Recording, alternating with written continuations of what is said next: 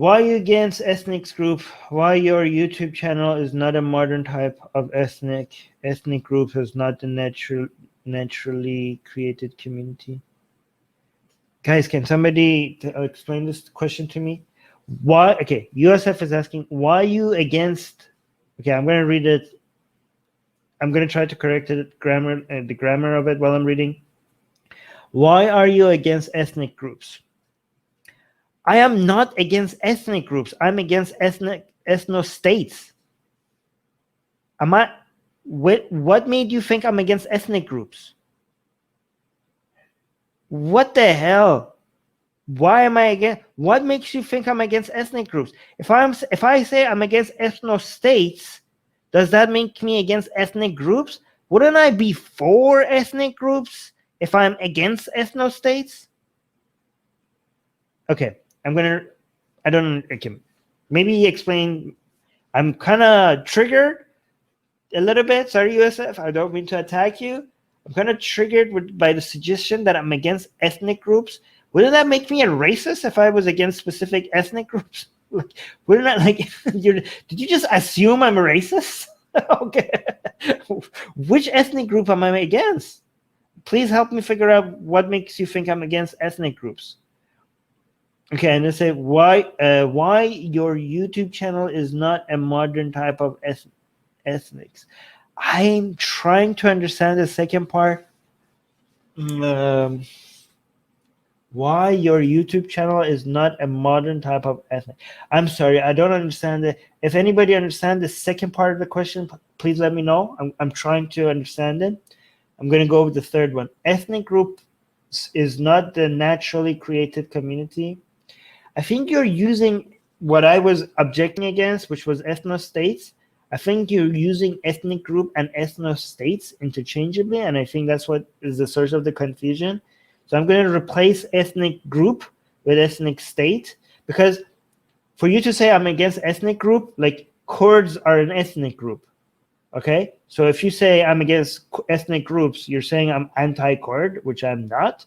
But if I'm against ethno-states, if I'm saying I'm against building a state based on people's ethnicity, I think that's wrong.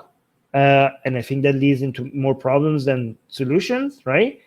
Me being against that concept of an ethno-state doesn't mean that I'm against Kurdish people as a group of people, okay?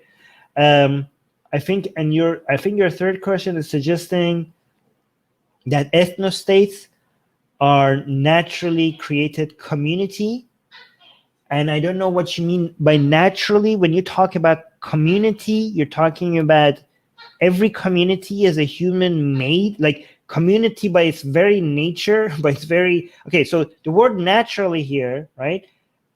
I'm assuming that you're using the word naturally as opposed to artificially, not as opposed to supernaturally, right? So naturally created community, by the definition of naturally, it cannot be natural if it's a community, because communities are man-made. How could it be naturally created when it's created by humans? And if it's created by humans, it would be artificial by definition. Like people are like, I understand that a lot of people think like, oh, there are these artificially made countries like United States, like a lot of ethno-nationalist Persian people say that. Like Iran is a natural country, it's naturally made, unlike United States, which is an artificial, man-made country. Like naturally made? Like, did you pick it off the vine in a, off a tree or something? Like naturally made? Like, how is it? Did it grow out of the ground? Like, it's a country. It's like it's made out of human who decided that this is where our government is all artificial. Just because it's older, that doesn't make it natural. It's all artificial. It's a country. It's man-made. It's by definition. It's a community. How could it be natural? I think you're saying, okay, I'm going to try to change your question for it to be more like, I'm going to try to steelman it, right? So I think some people suggest that ethnic communities or societies that are based on ethnicity, I think people who advocate for ethno-states suggest that the human nature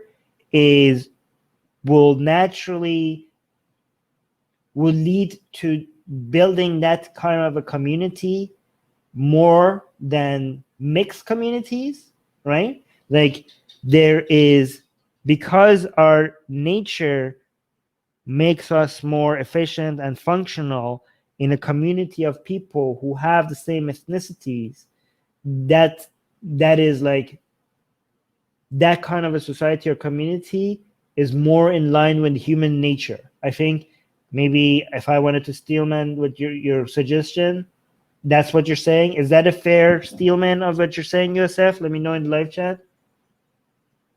I'm gonna look if I have represented what you think accurately by saying that, okay? But because that's what I hear from a lot of people who advocate for ethno-states say. If that is your claim, then that claim is completely wrong, okay? We have a lot of evidence and data to show that societies prosper more when they mix and mingle, when the cultures are flowing with each other, with people from different communities are sharing ideas about opinions and the cultures, and everything is just like, if you go and look at the history of the greatest civilizations and the biggest cities, you could see it was like, the more advanced the cities were, the more mix up, like it was even a sign that this is like this is like the place to be. When you went into major city like Baghdad, for example, and you saw like, I don't know, oh my God, it's like Chinese scholars and Persians and Arabs and Turks and I don't know, like, and you see like some people from Africa and like, oh my, this must be the center of progress right now in the world. The more of that you saw, right? So there is nothing that shows, there's no evidence, there's no data, there's no study that shows ethno-states are more in line with human nature and that societies function better if people of certain races live together and at the expense of avoiding other people joining in, right? Like opening your doors and letting other people from other societies join in and bring their knowledge and their experience in has been seemed to have been beneficial to all, to anybody who tried it. Okay. I hope that answers your question. And actually, the favorite country of ethno-states as an example is coming to that realization as well.